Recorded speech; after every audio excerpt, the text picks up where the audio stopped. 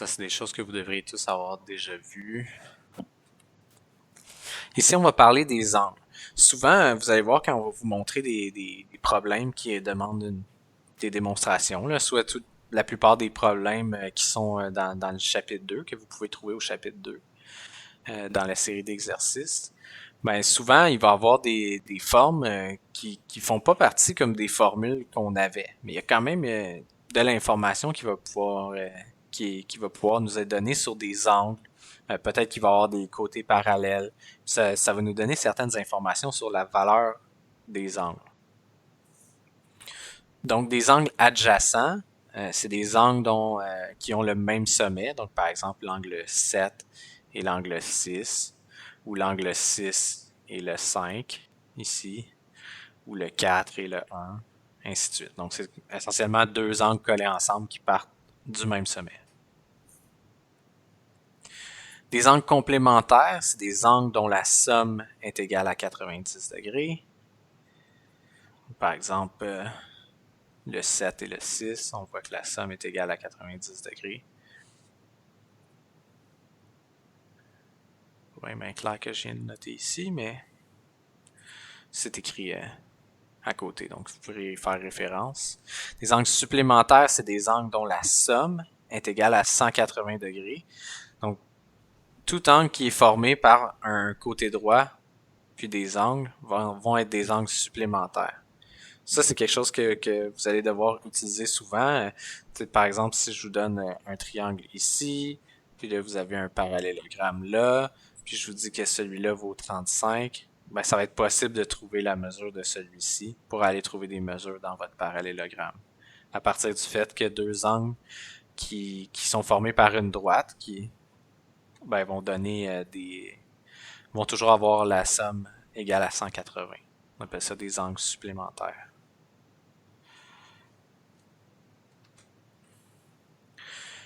Le dernier, c'est les angles opposés par le sommet. Donc, le 1 et le 3 ici sont opposés par le sommet. Ça veut dire qu'ils sont formés par deux droites ou deux segments, puis sont comme dos à dos, là, où ils ont le même sommet. C'est deux segments ou deux droites qui se croisent qui forment les deux angles. Ces angles-là vont toujours avoir la même mesure. Donc, ces deux-là ensemble. Puis si on prenait ces deux-là ensemble aussi, le 4 et le 2, vont toujours avoir la même mesure, les angles opposés par le sommet. Encore une fois, c'est quelque chose qu'on pourrait avoir si le segment continuait ici ou c'était une droite, on pourrait savoir que celui-là a la même mesure que lui. Donc, les théorèmes importants, les angles opposés par le sommet sont isométriques. Isométrique, ça veut dire qu'ils ont la même valeur, qu'ils ont la même mesure. Donc, si on peut dire que l'angle 1 est isométrique avec ce petit symbole-là à l'angle 3, on peut dire que la mesure de l'angle 1 est égale à la mesure de l'angle 3.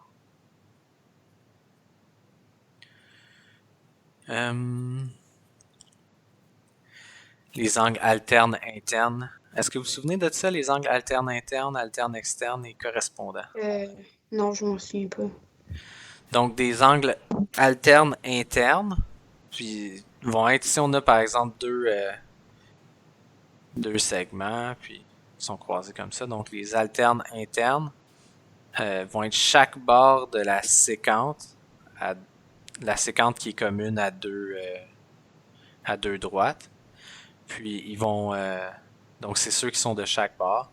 Les angles alternes externes, donc ils seraient encore une fois ça a rapport avec la séquence puis les deux droites, mais ils seraient à l'extérieur comme ça ici, de chaque côté de la séquence. Puis les angles correspondants, dans le fond, je sais pas si j'en ai un. Voilà, ils sont tous utilisés. Les angles correspondants, eux, ça serait, je vais vous le montrer sur lui ici. Donc, si on a un angle ici, l'angle numéro 5, ben son angle correspondant serait l'angle numéro 1. Donc, il est du même côté de la séquence, puis du même côté de la droite. En soi, les angles alternes internes, alternes externes et correspondants, ça sert à rien à part d'y faire référence.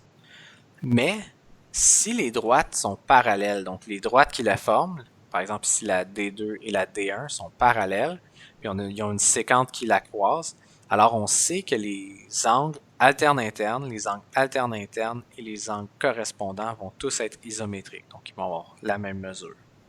Alors si le 5 et le 3 sont des alternes internes,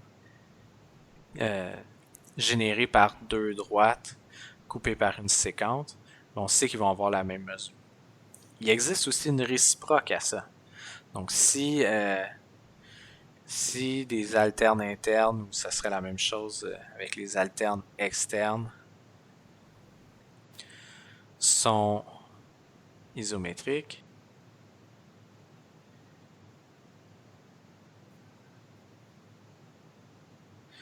alors les droites qui la forment sont parallèles.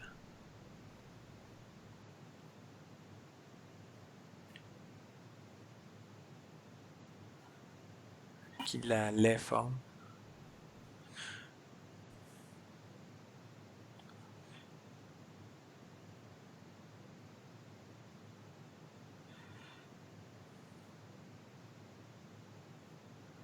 Parallèles. C'est un symbole qu'on utilise pour dire que les choses sont parallèles quand on veut écrire plus vite. C'est la même chose les alternes internes, les alternes externes ou les correspondants.